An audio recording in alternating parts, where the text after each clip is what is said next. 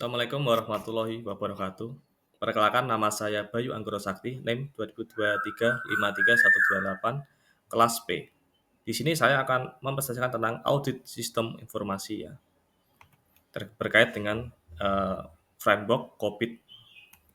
Nah, untuk agendanya di sini yang pertama ada pengenalan apa itu audit sistem informasi, kemudian penjelasan paper 1, kemudian penjelasan paper 2, dan penjelasan tugas membuat kerangka audit yang saya bikin sendiri, kemudian ada kesimpulan dan saran.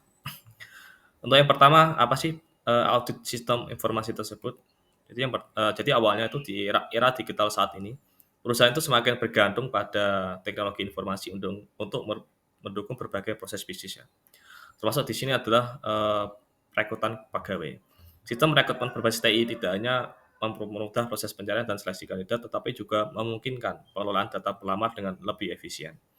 Namun penerapan sistem rekrutmen yang efektif memerlukan tata kelola ya, IT governance yang baik agar selaras dengan tujuan bisnis dan comply terhadap peraturan yang berlaku seperti perlindungan data pribadi. Jadi di sini saya menggunakan framework COVID ya. Jadi sebenarnya ada beberapa banyak framework yang ada di sini. Jadi sebenarnya ada COVID, kemudian ada ITL gitu ya.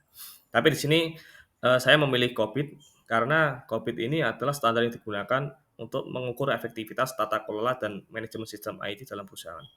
Jadi bisa diterapkan audit ya atau evaluasi atau penilaian terhadap tata kelola layanan IT di suatu perusahaan atau organisasi. Untuk yang paper pertama, yaitu ada dengan judul Capability Assessment of IT Governance using the 2090 COVID Framework for the IT Business Consultant Industry. Jadi di penelitian ini, jadi mengkaji ya tingkat kapabilitas tata kelola TI di PT Kuadran 5 Indonesia dengan menggunakan framework COVID 2019. Nah, di sini COVID itu ada banyak ya, ada versi 1 sampai 5 ya, kemudian ada juga yang COVID 2019. Di Indonesia, banyak bisnis mengalami tantangan dalam menyelaraskan operasional bisnis dengan teknologi informasi mereka. Framework COVID ini berfokus pada tata kelola TI, kemudian memberikan panduan dalam mengukur kapabilitas ini ya. Jadi selain ada panduan tata kelola, COVID ini juga memberikan suatu penilaiannya, bisa melakukan penilaian atau mengukur tata kelola tersebut sudah diterapkan di perusahaan tersebut atau belum, atau menilai seberapa jauh diterapkan dalam suatu perusahaan. Jadi pendekatan penelitian ini itu dilakukan dengan melakukan wawancara. Jadi di sini melakukan wawancara terhadap manajer-manajernya ya, yang tahu proses bisnis yang ada di perusahaan atau organisasi tersebut. Nah, kemudian di sini dipilihlah ada 3 domain yang dipilih untuk dievaluasi. Yang pertama ada APO 12 itu tentang mengelola risiko, kemudian ada BAI 10 itu memanage atau mengelola konfigurasi, udah ada DSS 03 itu adalah mengelola masalah. Kemudian untuk hasilnya di sini ternyata ada temuan ya atau rekomendasi di APO 12 itu tingkat kapabilitasnya adalah di 68%. Jadi hanya di level 2. Sementara target dari perusahaan itu adalah level 3. Jadi ini yang perlu dilakukan rekomendasi atau perbaikan. Untuk BAI 10 itu ada manage configuration itu penilaiannya di 75%, tetapi juga hanya ada di level 2. Sedangkan targetnya level 3. Untuk DSS 03, nah ini sudah bagus ya. Jadi sudah mencapai 89%, ini berarti sudah sesuai dengan target perusahaan. Nah, dari hasil evaluasi tersebut, jadi ada 2 tadi ya, 2 domain yang perlu dilakukan perbaikan karena dilakukan targetnya tidak sesuai gitu. Dan yang kedua ada paper dengan judul Enhancing Information Technology Governance, a Comprehensive Evaluation of the 2090 COVID Framework in the Retail Industry.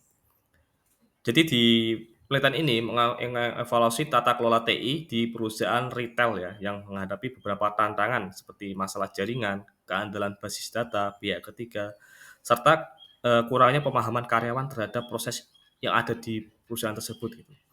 Jadi evaluasi ini dilakukan dengan wawancara ya dan kuesioner menggunakan framework COVID 2019. Jadi tujuannya adalah mengidentifikasi proses yang tepat dalam menangani masalah-masalah tersebut dan mengukur tingkat capability tata kelola TI perusahaan. Di sini kan 4 domain ya untuk menilai atau mengaudit perusahaan tersebut, yaitu di APO 12 di manajemen resiko, kemudian AI03 di Manage Solution Identification and Build, yaitu di identifikasi pengembangan solusi, kemudian di BAI 06 itu di manajemen perubahan TI, dan di BAI 10 itu di manajemen konfigurasi. Nah, di sini ditemukan ada 3 penilaian yang dari tadi. Kemudian di sini ada beberapa kesenjangan ya, yaitu di APO 12 itu hanya mencapai level 3, sedangkan dari perusahaan itu mentargetkan ada di level 4. Kemudian di BAI 03 dan BAI 06 itu sudah memenuhi ekspektasi perusahaan itu di level 4 ya, jadi sudah tercapai secara signifikan. Dan di BA110 mencapai level 4, jadi juga sudah memenuhi target. Jadi hanya di APO 12 ini yang perlu perbaikan dan perlu direkomendasi untuk diperbaiki.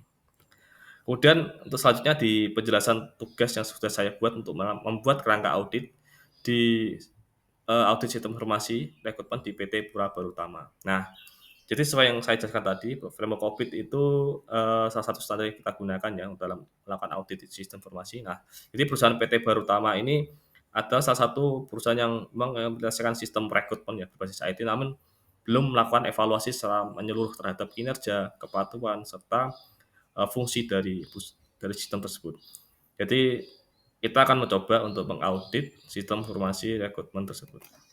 Nah, jadi di sini ada temuannya, ada temuan dari domain-domain yang sudah kita pilih dalam melakukan uh, evaluasi ya.